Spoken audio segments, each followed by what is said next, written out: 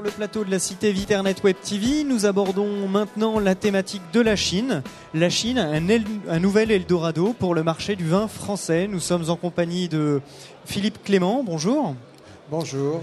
Donc la Chine est une bonne opportunité pour la commercialisation des vins français aujourd'hui ?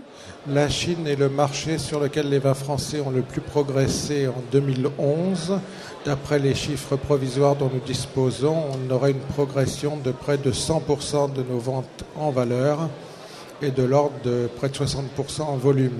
C'est donc vraiment dans l'univers de nos marchés export, celui qui présente le plus gros développement actuellement. Alors quel type de vins sont consommés et exportés vers la Chine ?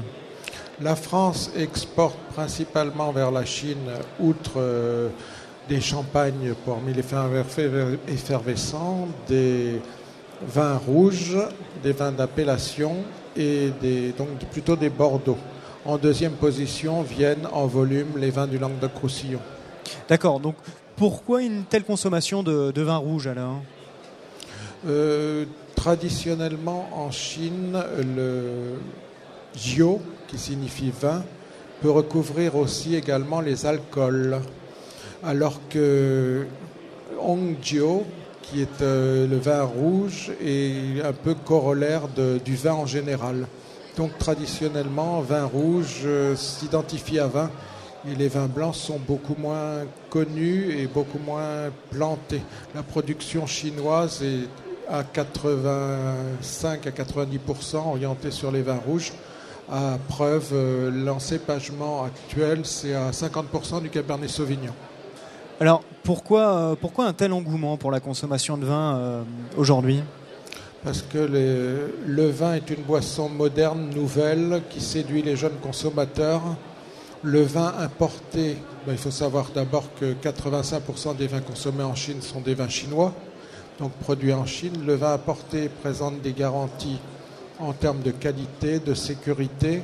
L'image France est prestigieuse, elle est connotée luxe, art de vivre. Et donc, pour les Chinois qui offrent souvent ces vins en cadeau à l'occasion des fêtes nationales, fêtes de fin d'année, fêtes du 1er mai, etc., c'est un moyen prestigieux de montrer que l'on est à la fois homme de goût et de culture. C'est une certaine forme de consommation d'un produit de luxe ou ça peut rentrer dans la vie de tous les jours, cette consommation de vin français ? C'est une consommation relativement exceptionnelle.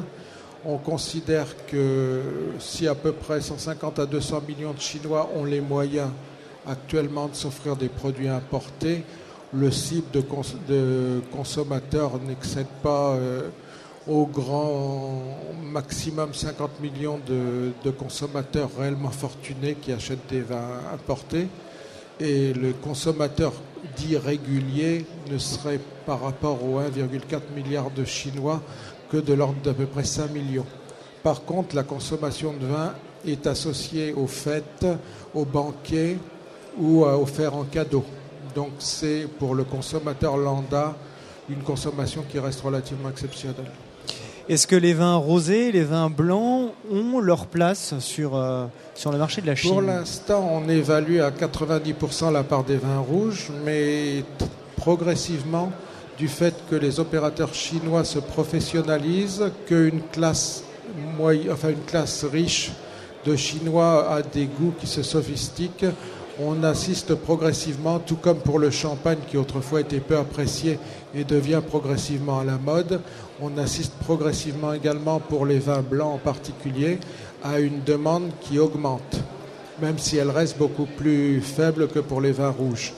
D'autre part, l'offre en cadeau d'un coffret avec une bouteille de vin rouge, une bouteille de vin blanc commence à devenir quelque chose d'assez à la mode et présente l'avantage, sachant que tous les vins proposés ne sont pas forcément des vins à très haut prix, d'être moins coûteux que l'offre de certains alcools locaux qui sont relativement chers. Donc des opportunités certaines qui restent encore à découvrir.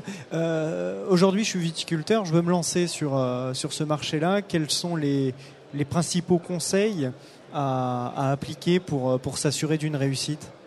Un viticulteur isolé doit d'abord songer à éventuellement s'associer avec d'autres personnes qui, pour compte tenu de l'offre, de la demande en Chine, de pouvoir proposer un certain nombre de produits.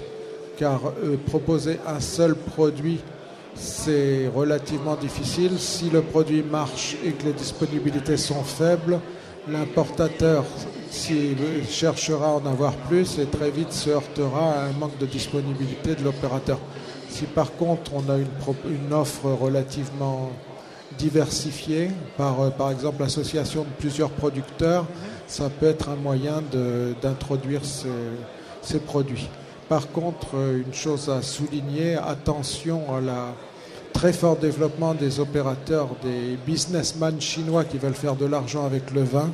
Oui. Il est extrêmement important de prendre des garanties, de prendre des précautions, car on a 15 à 20 000 importateurs, entre guillemets, qui existent maintenant en Chine. On n'est pas du tout certain du sérieux de la majorité d'entre eux.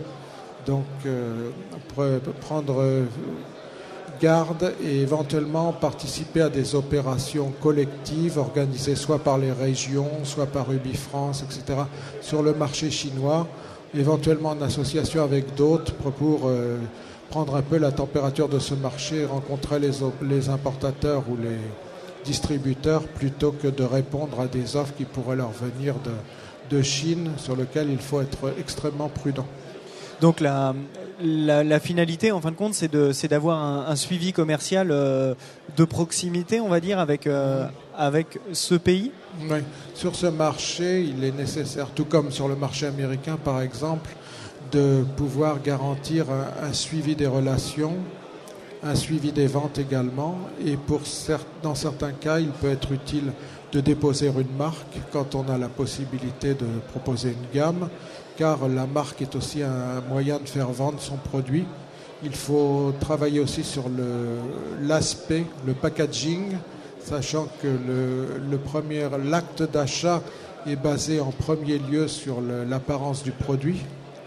Et enfin, s'assurer éventuellement l'appui d'un agent pour qu'il suive pour avoir un appui sur place, un suivi des relations avec l'importateur, voire avec des grossistes si on souhaite que ces vins soient distribués en dehors des grandes villes, puisqu'après on a un réseau assez compliqué de grossistes secondaires, par exemple, qui distribuent dans les villes de province, qui sont encore moins prospectées, mais où la consommation se développe beaucoup. Philippe Clément, je vous remercie et je vous souhaite un bon développement en Chine. Merci.